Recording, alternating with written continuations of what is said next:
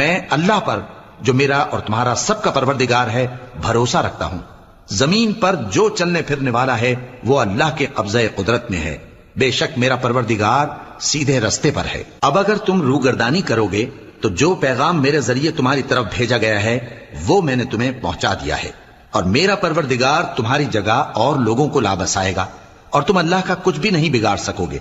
میرا پروردگار تو ہر چیز پر نگہبان ہے۔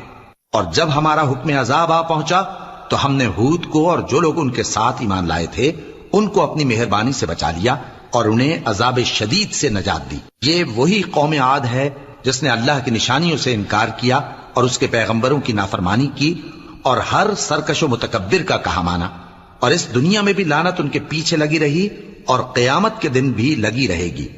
دیکھو قوم عاد نے اپنے پروردگار سے کفر کیا، اور سن رکھو قوم عاد پر پھٹکار ہے جو ہود